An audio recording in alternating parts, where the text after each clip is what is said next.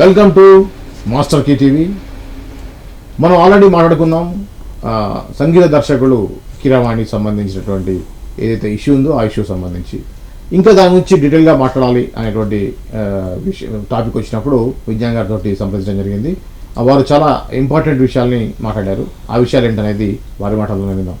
నమస్తే అండి. నమస్తే అండి. ఇప్పుడు అది మనం అనుకున్నాం ఆల్రెడీ, మనం కీరవాణి సంగీతం చేయడం ఏ విధంగా తప్పవుద్ది అనేది అనుకున్నాం. దాన్ని చాలామంది రకరకాల కామెంట్స్ చేస్తున్నారు. సో ఈ క్రమంలో మీరు ఇంకా డీటెయిల్గా మాట్లాడాల్సిన అవసరం ఉందని చెప్పారు కదా, ఏంటంటే విషయం చెప్పండి. డీటెయిల్గా అంటే ఇప్పుడు కేసీఆర్ బయోపిక్ ఒకటి వచ్చింది, ఆయనదే, ఆయన గురించి ఉద్యమ సింహం అంట ఆయన. ఒక ఆర్టిస్ట్ని పెట్టి ఏదో చేస్తే సేమ్ ఆయనకి ఇక్కడ రాఖీ కట్టుకుని ఎలా అయితే ఆ కట్అవుట్ ఎట్లా ఉంటుందో సేమ్ అలాగే. ఆ సినిమాకి సరే producer Kalvakuntla so and so Rao, it's okay. విషయానికి వస్తే దానికి దర్శకత్వము అల్లూరి కృష్ణరాజు, నెక్స్ట్ దాని మ్యూజిక్ డైరెక్టర్ దిలీప్ బండారి, అక్కడి నుంచే ఎడిటర్ మన నందమూరి హరి, ఎక్కడి నుంచో మనం చెప్పాల్సిన అవసరం. సో నీ బయోపిక్ తీయాలన్నా కూడా దాన్ని జనాలకి రసవత్తరంగా ఉండాలి, రీచ్ అవ్వాలి అన్నా కూడా నీకు ఆంధ్ర టెక్నీషియన్సే కావాలి. మరి తెలంగాణ టెక్నీషియన్స్ని ఎందుకు పెట్టుకోలేదు? దానికి ఒక తెలంగాణ మ్యూజిక్ డైరెక్టర్ని పెట్టుకోవచ్చు. మన మొగలై ఉన్నాడు, ఆయన కూడా పెట్టుకోవచ్చు మ్యూజిక్ డైరెక్టర్గా నీకు అంతగా కావాలంటే. మన కోమలి ఉంది, పాటలు పాడే కోమలి, ఆమెతో పాడించుకోవచ్చు, ఎవడొద్దన్నాడు. సో ఇట్లా ఉంది అది పరిస్థితి. నెక్స్ట్ ఇంకా కొంచెం లోతుగా చెప్పాలంటే యాదగిరి గుట్టని డిజైన్ చేయడానికి ఆనంద్ సాయి దగ్గరికి వెళ్ళాడు. ఎక్కడి నుంచి వచ్చాడు ఆనంద్ సాయి రెడ్డి? వరంగల్, ఆదిలాబాద్, మంచిర్యాల? మామూలుగా అడుగుతున్నా, ఆంధ్రావుడే. అండ్ ఇంకా తమిళ మూలాలు గల అతను. నెక్స్ట్ నువ్వు చేనేతకి బ్రాండ్ అంబాసిడర్గా సమంతను ఎంచుకున్నావు, రైట్? మరి తెలంగాణ అసలు సంబంధమే లేదు. నువ్వు ఇంకెవరైనా తెలంగాణ ఆర్టిస్ట్ని పెట్టుకోవచ్చుగా. యాంకర్ ఉదయ్ భానని పెట్టుకో, లేకపోతే నీ కూతురునే పెట్టు బతుకమ్మకి బ్రాండ్ అంబాసిడర్, ఎవరన్నా పెట్టుకో, నేను ఎవడొద్దు అన్నాడు. నువ్వే ఉండు అంటే ఉద్దేశం అంటే ఎక్కువగా రీచ్ అవ్వడం కోసమేగా. ఎగ్జాక్ట్లీ, రీచ్ అవ్వడం కోసం, హిట్ అవ్వడానికే కదా. మరి ఎందుకు కీరవాణి నీకు సంగీతం చేయకూడదు? అండ్ అలాగే ఇక్కడ హైదరాబాద్లో మన తెలంగాణలో క్రీడల్లో మంచి మంచి పొజిషన్లో ఉన్న గోపిచంద్ ఎక్కడి నుంచి వచ్చాడు, చాముండేశ్వర్ ఎక్కడి నుంచి వచ్చింది, జైబోల తెలంగాణ సినిమా అసలు తెల్లారితే తెలంగాణ వస్తుంది అనే టైంలో బాగా ఊపుండే గద్దర్ పాట, పొడుస్తున్న పొద్దు మీరేదో సాంగ్ పెద్ద హిట్ అది. ఆ సినిమాలో స్మృతి ఇరానీ ఎక్కడిది అసలు, జగపతి బాబు ఎక్కడోడండి, అవునా?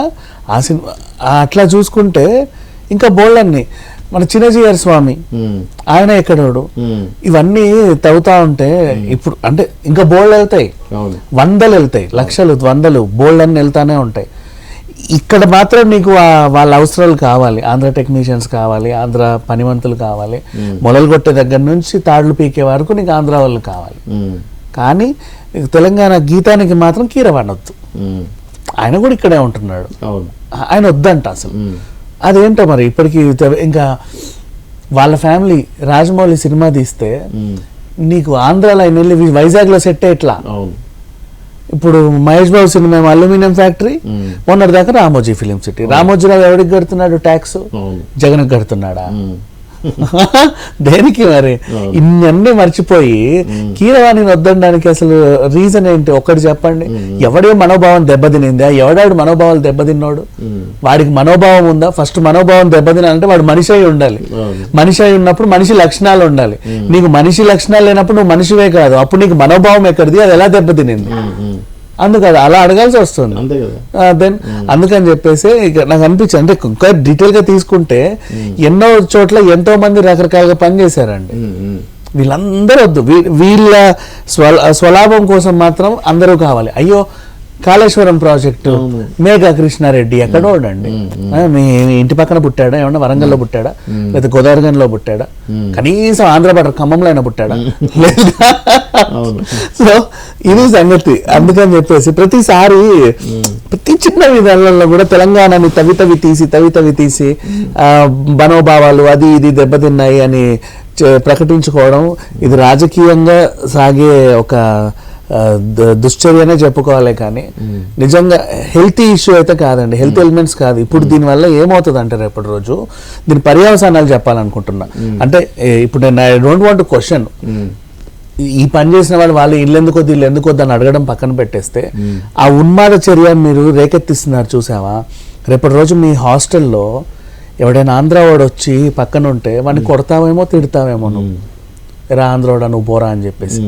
ఇంకా చెప్పే పొర్రపాటుని ఆంధ్రోడితో నీకు గొడవైంది అనుకో నరికేస్తావేమో, నీ గ్రూప్ మొత్తం తీసుకున్నారే ఆంధ్రోడు మనల్ని కొట్టిండ్రా అని చెప్పేసి ఉన్మాదుల్లా తయారవుతున్నారు.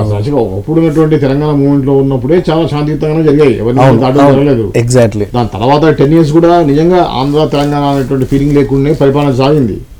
సో ఎప్పుడైతే బీఆర్ఎస్ ప్రభుత్వాన్ని కోల్పోయిందో, సో ఎప్పుడైతే రేవంత్ రెడ్డి వచ్చాడో అప్పటి నుంచి ఇంకా ఎక్కువగా ఆ కాంట్రాక్టర్ వాళ్ళు ఇక్కడ కాంట్రాక్టర్ వీళ్ళు అనేది ఎక్కువగా వినపడతా ఉంది. అంటే ఇప్పుడు ఒక విధంగా ఆలోచిస్తే మరి తెలంగాణ గీతం అనేది తెలంగాణ అస్తిత్వానికి సంబంధించింది, తెలంగాణకి సంబంధించింది కదా, దాన్ని కంపోజ్ చేయటం ఏంటి అనేది వాళ్ళ క్వశ్చన్. మొన్న లాస్ట్ బతుకమ్మ సాంగ్ కవిత ప్రొడ్యూస్ చేసింది, ఏఆర్ రెహమాన్ చేత అల్లిపూల పాట ఉంటది, యూట్యూబ్ లో ఉంటది. గౌతమ్ మీనన్ డైరెక్టర్ చేసినట్టున్నాడు, అదేదో సాంగ్ అల్లిపూల సాంగ్. అసలు తెలంగాణ బతుకమ్మ సాంగ్ లానే లేదు, డిఫరెంట్ గా ఉంది, ఏదో పొన్నియన్ సెల్వన్ సినిమాలో సాంగ్ లాగా ఉంది, అలాగే ఉంది. ఏఆర్ రెహమాన్ నీ బతుకమ్మకు కూడా ఏఆర్ రెహమాన్ తో మ్యూజిక్ ఇచ్చుకున్నా నువ్వు, నీకు తెలంగాణ సాంగ్ కి కీరవాణి చేస్తే ఏం వచ్చి చచ్చిందో నాకు ఇప్పటికీ అర్థం కాల. ఆయన ఆస్కార్ అవార్డు గ్రహీతే, అక్కడ ఆస్కార్ అవార్డు గ్రహీత కావాలి, ఇక్కడ ఆస్కార్ గ్రహీత ఈయన నువ్వు ఎంచుకుంటే తప్పు కరెక్ట్, ఆయన ఎంచుకుంటే రేవంత్ రెడ్డి ఎంచుకుంటే తప్పు. అదే ఇప్పుడు కీరవాణి ఇప్పుడు ఏదైతే నాటు అనే పాట ఉందో దానిలో కీలకంగా లిరికల్ నాటు పాట కూడా తెలంగాణ యాసలోనే ఎక్కువ సాగిందండి, బాగా చాలా బాగా సాగింది నాటు అని. ఆంధ్ర సైడ్ ఉండదు అంత నాటు పదం, ఇటువైపే ఎక్కువ ఉంటుంది. అండ్ ఎండుమిర్చి తొక్కుతో ఆ జొండ రొట్టె తిన్నట్టు అని ఇట్లాంటివన్నీ మంచిగా కళ్ళు చెట్ల కింద కూర్చొని ఏవైతే చేస్తారో అవన్నీ చాలా నాటుగా రాశారండి. ఆ నాటు అంటే నాటు సాంగ్ లో మరి కోడి పందాలని కూడా పెట్టలేదు ఆయన, తెలుసా, నాటుగా ఎక్కువ ఇలాగే రాశాడు. అవి మనకి ఉండాలండి సిగ్గు ఎగ్గులు, ఇంకా మనం ఒకరిని అన్ని తప్పులేదు, మనకు స్వతహా ఉండాలి. ఆత్మబంధం దెబ్బతినింది అంటే 1-2 సార్లు వాడు ఆలోచించుకోవాలి, అరే నాకు ఎట్లా దెబ్బతింటది, నేను మనిషినేనా అని వాడు ఆలోచించుకుంటాను నిద్రపోయే ముందు. ఎవడు ఆత్మాభిమానం దెబ్బతింటాం.